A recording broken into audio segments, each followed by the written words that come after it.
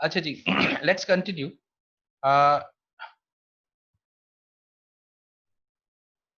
अब ये थोड़ा आप ध्यान में रखें कि we are done with the contribution margin, the concept of contribution margin. अब थोड़ा अब चीजों को और आगे लेके जाते हैं कि late us see if acoustic is currently selling at 400 speakers per month and plans to increase sales to 425 speakers per month। फर्ज करें कि अगर आप जो है वो ये 400 स्पीकर अब आप सेल कर रहे हैं और आप इसको इंक्रीज कर रहे हैं सेल्स वॉल्यूम को 425 तक की, anticipated impact on the profit can be computed is follow. देखें, ये आपको सिंपली आपको बता रहा है कि इसका फर्क क्या होगा। अब 400 पे आपको जितना वेरिएबल मिल रहा है उस पे फर्ज करें 425 पे क्या होगा, 25 एडिशनल यूनिट आपके सेल हो जाएंगे और पर यूनिट आपको कंट्रीब्यूशन मार्जिन इजाफा कितना देगा, प्रॉफिट कितना देगा, 100 रुपए।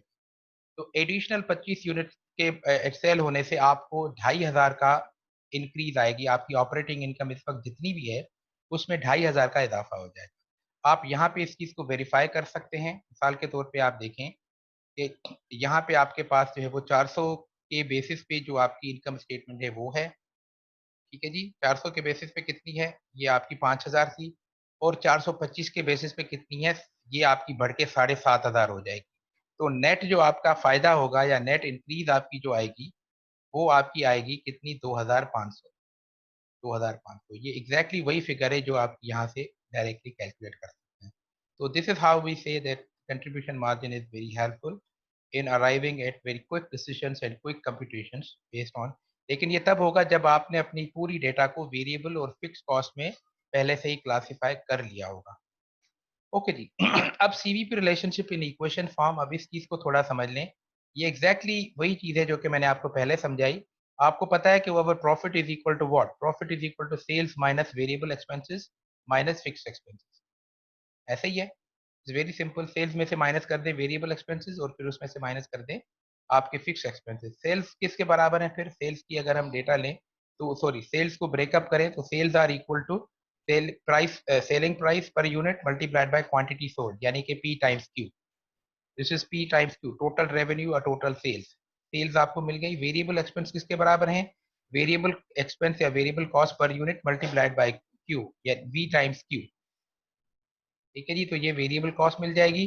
मैं अगर इस ब्रेकअप पी पी क्यू और वी क्यू को वी टाइम्स क्यू को अगर मैं इस इक्वेशन में डालूं तो मेरे पास सेल्स है किसके बराबर, P times Q minus variable cost V times Q और इसमें से मैं माइनस कर दूंगा फिक्स एक्सपेंसेस को तो मुझे प्रॉफिट मिल जाएगा। तो this profit equation actually shows the relationship between all these variable. ये आपको बता रही है क्यू भी इसमें अवेलेबल है, इसमें वेरिएबल कॉस्ट भी है, इसमें फिक्स कॉस्ट भी है और इसमें सेल्स भी है। ठीक है जी, okay. We can do all the calculations of the previous section using this simple equation. For example, मेरे पास प्रॉफिट किसके बराबर है, ये मैंने exactly ये फॉर्मूला में यहाँ पे लेके आ गया। ठीक है जी, how can I do further, go ahead. मेरे पास प्राइस 250 थी, क्यू क्वांटिटी में अगर 351वें यूनिट पे मैं देखना चाह रहा हूँ कि what will be my my my profit when I have sold 351 units. ठीक है जी, तो ये 351 क्वांटिटी मेरी, वेरिएबल कॉस्ट मेरी 150 रुपए की है और मल्टीप्लाइड बाय क्यू तो ये 351 और ये 35,000 मेरी फिक्स कॉस्ट है। इसको वर्कआउट करें, आपको जो प्रॉफिट मिल रहा है वो कितना मिल रहा है, 100 रुपए का। 351वां यूनिट जो आपको है वो 100 रुपए का प्रॉफिट देगा क्योंकि 350 पे आप ब्रेक इवन कर रहे हैं। ठीक है जी, इज इट क्लियर? कोई सवाल है तो पूछ सकते हैं प्लीज। क्लियर? नहीं sir, clear. Okay. Yes sir, clear. अच्छा, अब देखें इसी इक्वेशन में से मैं अब यूनिट कंट्रीब्यूशन मार्जिन को भी ले सकता हूं। पहले हमने यहाँ पे क्या किया था, हमने सॉरी यहाँ पे हमने ओवरऑल जो है वो कंट्रीब्यूशन मार्जिन को देखा है, लेकिन हम इसमें से यूनिट कंट्रीब्यूशन मार्जिन को से कैलकुलेट कर लेते हैं। यानी कि what I am actually doing, I am इस इक्वेशन को, ये जो प्रॉफिट इक्वेशन है इसको मैं कंट्रीब्यूशन मार्जिन के फॉर्मेट में कैसे लिखूंगा, ये थोड़ा समझ लें। यूनिट कंट्रीब्यूशन मार्जिन मुझे पता है किसके बराबर है, selling price minus variable expenses, यानी कि पी माइनस वी। क्लियर जी, सीएम किसके बराबर होगा, CM will be equal to P minus V. अब आप देखें अगर मेरे पास जो जो फार्मूला है वो जो प्रॉफिट फार्मूला है वो क्या है? प्रॉफिट फार्मूला मेरे पास है P times Q minus V time Q minus इसमें से फिक्स एक्सपेंसेस। अगर मैं इसमें से ये आप Q को कॉमन ले लूं तो मेरे पास क्या बच जाएगा? मेरे पास हो जाएगा P minus V times Q is common, ठीक है। यहाँ से मैंने Q को कॉमन ले लिया, माइनस कर दिया fix cost. P minus V क्या है? ये देखें, ये टोटल ये जो मेरे पास प्रॉफिट का फार्मूला है ये टोटल सेल्स के बेसिस पे है, लेकिन जब मैंने इसका कॉमन ले लिया तो मेरे पास P माइनस वी आ गया। P माइनस वी क्या है? कंट्रीब्यूशन मार्जिन है। तो ये मैं लिख सकता हूँ P minus V is equal to unit contribution margin multiplied by Q minus fix expense. तो ये प्रॉफिट मेरा यहाँ पे इस तरीके से भी मैं इसको ले, unit contribution margin multiplied by Q minus fix expenses. So this formula can then be simplified in the form of unit contribution margin as this. Clear हो गई बात? तो instead of going through all these computations, मैं directly इस formula को करूं। मेरे पास Q कितना? मेरे पास unit contribution margin 100 है, I know that। मेरे पास 351 की फिगर है जो कि क्वांटिटी की है, 35,000 मेरा फिक्स एक्सपेंस है। इसको मैं वर्कआउट करूं तो ये मैं पर यूनिट बेसिस पे इसको डायरेक्टली बड़ी आसानी के साथ कैलकुलेट कर सकता हूं, instead of going to the hassle of all this computation. Okay, is it clear? अगर मैं क्लियर हूं, कोई सवाल नहीं है तो मैं आगे। जी sir. This is this is known as break even analysis. इसको क्या कहा जाता है? इसको ब्रेक इवन एनालिसिस कहा जाता है। अब ये ब्रेक इवन एनालिसिस है क्या? बहुत ही आसान सी चीज है। इसको ग्राफिकल फॉर्म में हम ऐसे शो अप करते हैं। आप देखें इसके अंदर बेसिकली कौन सी चीजें हैं, ये मैं आपको फर्ज करें, आप यहाँ से स्टार्ट करें। सबसे पहले तो आपको पता होता है कि आपकी फिक्स कॉस्ट क्या है। यहाँ पे आपके पास जो है वो एक्स यानी कि नंबर ऑफ यूनिट्स होते हैं। ये आपके पास जो है वो आपकी जो है वो सेल्स और आपकी कॉस्ट की वैल्यूज होती है। यहाँ पे सेल्स भी होती हैं और कॉस्ट भी होती है, दोनों होती है। अच्छा जी, अब हम क्या करते हैं, सबसे पहले हमें पता है कि हमारी फिक्स कॉस्ट क्या है। तो हमारा पहला जो कर्व आएगा वो आएगा फिक्स कॉस्ट का। फर्ज करें ये मेरी फिक्स कॉस्ट है जो कि 35,000 है इस केस में। ये वाली यहाँ पे फिक्स कॉस्ट, ये है मेरा स्टेप 1 आ गया। ठीक है जी, ये मैंने यहाँ पे ड्रॉ कर दिया। अच्छा, फिर दूसरा मेरा केस क्या है कि मैं जो है ना वो अब फिक्स कॉस्ट, अब यहाँ से लेके फिक्स, अब जो मेरी टोटल कॉस्ट शुरू होगी वो कहाँ से होगी? जब 0 यूनिट होंगे तो मेरा 35,000 होगा। जब आहिस्ता आहिस्ता मैं आस्ते बढ़ाता जाऊंगा तो मेरी फिक्स कॉस्ट, सॉरी मेरी वेरिएबल कॉस्ट बढ़ती जाएगी। तो ये जो मेरा यूनिट है, ये जो मेरी कर्व है, ये टोटल कॉस्ट कर्व को शो कर रहा है। उसमें इतना पोर्शन जो है वो, this portion is fix cost and this portion is variable cost, और इसको कुल मिला के ये मेरी यहाँ से लेके ये टोटल कॉस्ट है। ठीक है जी। तो ये मैंने, ये पहले मैंने ये वाला जो वो साइन जो वो लाइन ग्राफ मैंने मैंने बनाया। फिर उसके बाद मैंने ये वेरिएबल कॉस्ट का, टोटल कॉस्ट का मैं ये लेके चला गया। यहाँ से यहाँ तक मेरी जो है वो वेरिएबल कॉस्ट है और इधर ये मेरी फिक्स कॉस्ट है। इसको पूरा अगर मैं ले लूँ तो ये मेरी टोटल कॉस्ट है। ठीक है जी। अच्छा अब बाकी, अब मेरे पास क्या है? अब मेरा तीसरा कर्व है टोटल रेवेन्यू का। टोटल रेवेन्यू जो मेरा सेल्स होगा, सेल्स जाहिर है मेरी जीरो से शुरू होगी। जब कोई भी यूनिट में सेल नहीं करूंगा तो मेरी जो है वो अच्छा, जब मेरे पास कोई भी यूनिट सोल्ड नहीं हुआ हुआ हो तो मेरा टोटल सेल्स मेरी जीरो होगी। लेकिन स्लोली एंड ग्रेजुअली जैसे जैसे मैं नंबर ऑफ यूनिट सेल करता जाऊंगा वैसे में से मेरी जो है वो, ये अब समझ लें मैंने आहिस्ता आहिस्ता अपने बढ़ा दिए। अब एक पॉइंट पहुंचेगी कि मैं जब यहाँ पे इसको जो है वो, इसको जो है वो आपस में जो है वो मैं क्रॉस कर लूंगा, यानी कि मैं टोटल रेवेन्यू कर नीचे से आएगा और टोटल कॉस्ट कर्व को जो है वो इंटरसेक्ट करके उसके ऊपर चला जाएगा। ठीक है। अच्छा, ये जो पॉइंट है मेरी ब्रेक इवन पॉइंट है। ठीक है, ये वाली पॉइंट मेरी ब्रेक इवन है। आप देखें ये एग्जैक्टली वही पॉइंट है जो कि 350 यूनिट की थी। ये वहां पे है जहाँ पे कंट्रीब्यूशन मार्जिन आपका बराबर हो रहा है किस पे? Fix cost. फिक्स कॉस्ट और कंट्रीब्यूशन मार्जिन आपकी आपस में टोटल के बराबर हो जाएंगे और वहां पे आपका जो टोटल रेवेन्यू और ये आपकी टोटल कॉस्ट और टोटल रेवेन्यू बराबर हो जाएंगे। तो that this is something we called break even analysis या ब्रेक इवन आपका जो है वो ग्राफ। इसको यहाँ पे ये, this is how we make it. लेकिन अब यहाँ पे थोड़ा इसको एनालाइज करें। ये जो, जब तक आपका ये टोटल रेवेन्यू कर्व है, ये रेवेन्यू कर्व, ये रेवेन्यू कर्व जब तक आपकी टोटल कॉस्ट कर्व से नीचे है तो ये लॉस का एरिया कहलाता है, दिस वन, ये आपका लॉस का एरिया है। और जब ये इसको क्रॉस करके ऊपर चला जाएगा तो this is your profit area.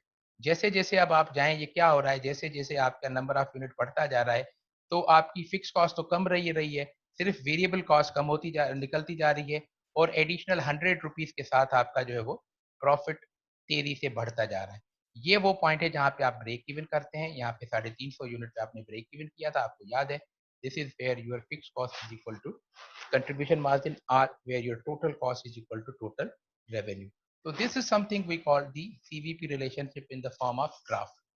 ये मेरे ख्याल में आप अगर क्लियर है तो इट्स ओके, नहीं तो फिर आप कोई सवाल पूछना है तो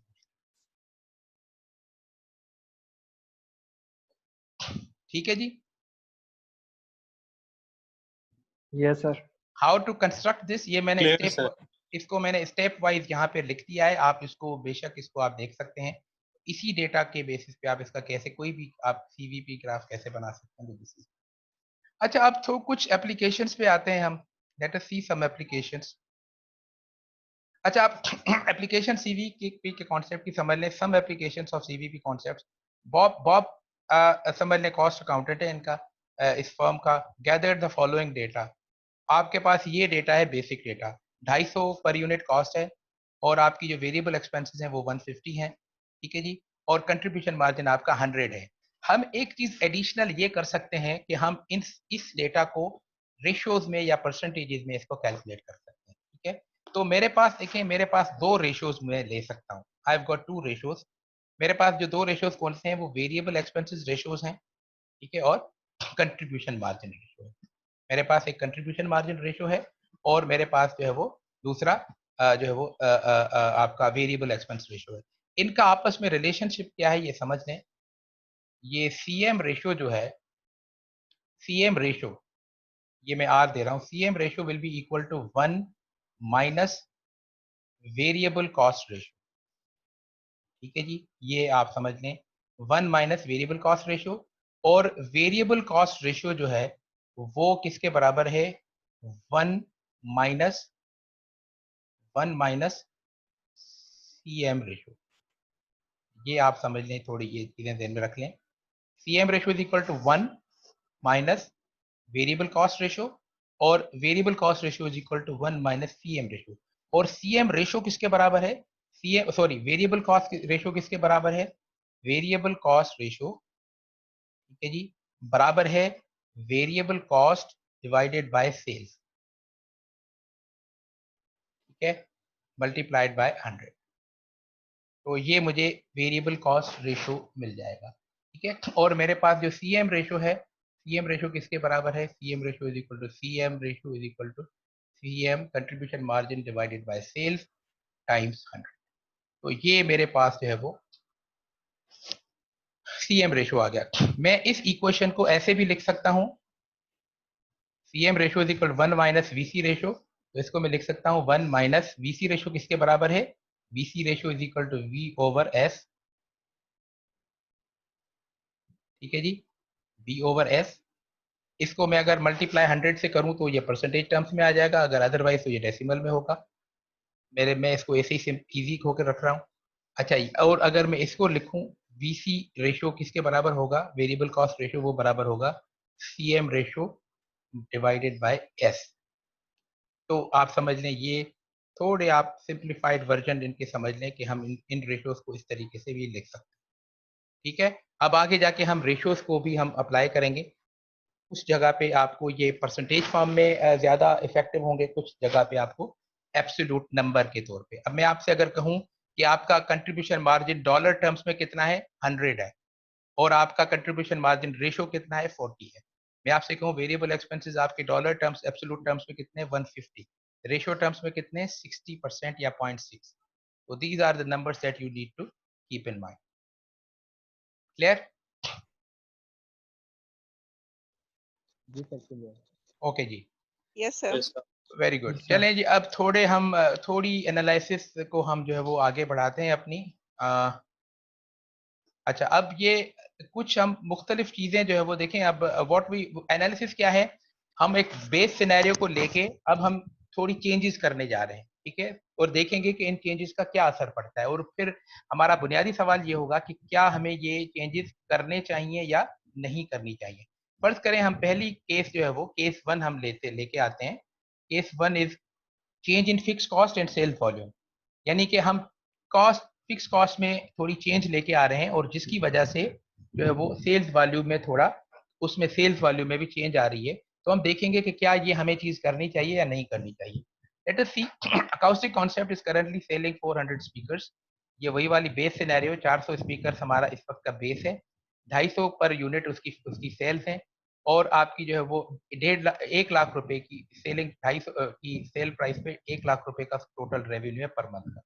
The sales manager feels that 10,000 increase in the monthly advertising budget would increase monthly sales by $30,000 to 520 units। यानी कि अगर आप अपनी एडवर्टाइजिंग में 10,000 का इजाफा करें, ठीक है, 10,000 अगर आप इसमें इजाफा करें तो इसका असर क्या पड़ेगा कि आपकी जो मंथली सेल्स जो हैं वो increase in monthly sales bye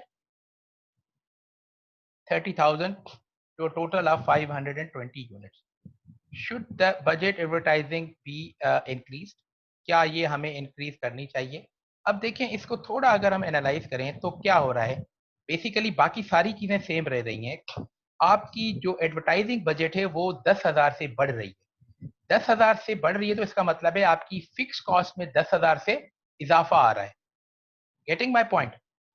आपका 10,000 जो है वो फिक्स कॉस्ट में इजाफा आ रहा है। अच्छा, यानी कि 35,000 से अब आपकी जो फिक्स कॉस्ट कितनी हो गई, 45,000। पूछा आपसे ये जा रहा है कि क्या ये चीज हमें करनी चाहिए या नहीं करनी चाहिए। इसका जवाब बहुत सिंपल है। अगर इसके बाद आपके प्रॉफिट में इजाफा है, फर्ज करें इस वक्त का जो आपका प्रॉफिट है वो उसके में अगर आपका प्रॉफिट में इंक्रीज आ जाती है तो obviously you should go ahead. लेकिन अगर इसमें अगर फायदा नहीं है, प्रॉफिट में इंक्रीज नहीं आ रही या कमी आ रही है फर्ज करें, तो फिर आपको ये नहीं करना चाहिए। तो देखें थोड़ा हम इसको एनालाइज कर लेते हैं। यहाँ पे करंट सेल्स हमारी क्या है, करंट सेल्स आपकी सिनेरियो ये है, ये आपका करंट सिनेरियो है, ठीक है जी। जब आपकी सेल्स बढ़ जाएंगी 30,000 से तो फिर आपकी यानी कि 520, अब ये 400 स्पीकर्स का है और ये एडिशनल आपका 520 का है, ठीक है।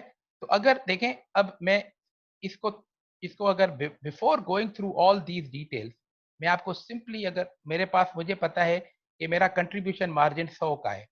देखें अब इस मैजिक नंबर को मैं कैसे यूज कर सकता हूँ। मेरे पास कंट्रीब्यूशन मार्जिन 100 का है और मैं अब जब 400 स्पीकर्स अब सेल कर रहा हूँ, अगर ये चेंज लेके आऊंगा तो 520 यूनिट मेरे बिकेंगे। यानी कि मेरा इजाफा कितना होगा, 120 यूनिट मेरे इजाफी हो जाएंगे। 120 इजाफी होने से मुराद ये है कि अगर मैं 120 को मल्टीप्लाई कर दूं 100 के साथ, तो मेरा जो रेवेन्यू में इजाफा होगा वो कितना होगा, 12,000 का। ये बात समझ में आ गई? मेरा यस सर। रेवेन्यू में इजाफा 120 इजाफी यूनिट है, 100 पर यूनिट के बेसिस पे 12,000 का मेरा इजाफा हो जाएगा मेरे टोटल रेवेन्यू में। लेकिन मेरी कॉस्ट भी बढ़ रही है, फिक्स कॉस्ट 10,000 से बढ़ रही है। 12,000 का मेरा रेवेन्यू में इजाफा है, कॉस्ट में 10,000 का इजाफा है। अगर मैं 10,000 की कॉस्ट यहाँ से माइनस कर दूं तो इसके बाद भी मुझे 2,000 नेट एक्स्ट्रा बच जाएंगे ना। समझ में आ रही है बात? तो इसके बावजूद भी मुझे 2,000 बच रहे, इसका मतलब है अगर ये मैं चेंज लेके आ जाऊंगा तो इस चेंज के बाद मेरा जो प्रॉफिट है वो 2,000 रुपए से बढ़ जाएगा, ठीक है।